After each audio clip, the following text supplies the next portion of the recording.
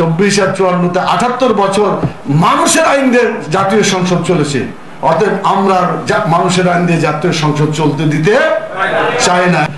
Fascist সরকার 58 বছর ধরে, এরা তো 17 বছর টোটালটা, একেবারে 71 থেকে 54 বছর, আর পাকিস্তান আমলে 24 বছর, কত হয়?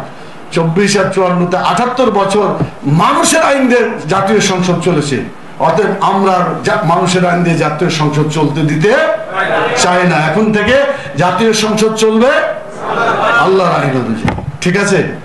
আপনার বলে লাল কোরআনের আলো পরে সংশোধন হয়েছে, ঘরে ঘরে জ্বালো, এটা ঠিক আছে, কিন্তু ঘরে জ্বাললে আপনি আর আমি যারা শুনলাম তাদের ঘরে জ্বলবে, যারা শুনলো না তার ঘরে জ্বলবে।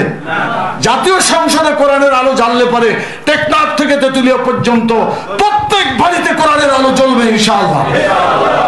বাংলাদেশের মানুষ কিন্তু একটা নতুন পথ আবিষ্কার করেছে, বলছে যে এইটাকেও দেখেছি ওইটাকেও দেখেছি, দেখি নাই কাকে?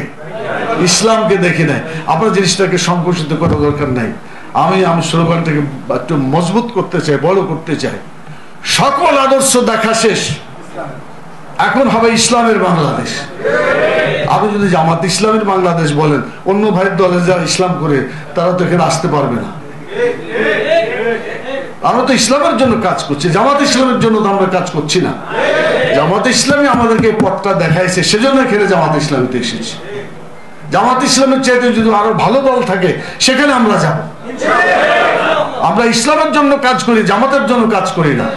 এই জন্য দলীয় সংকীর্ণতা থেকে আমাদের অন্তরটাকে আরো বড় করতে হবে এবং এদেশে ইসলামকে সকল মহলের কাছে গ্রহণযোগ্য করে আমাদেরকে পেশ করতে হবে। এই ফ্যাসিজমের কথা আমরা জানি যে ফ্যাসিজম আমাদের উপরে জগদ্দল পাথরের উপর চেপে বসেছিল। তাদেরকে তাড়াতে আমার অনেক ত্যাগ এবং ত্যাগ স্বীকার করতে হয়েছে, অনেক রক্ত দিতে হয়েছে।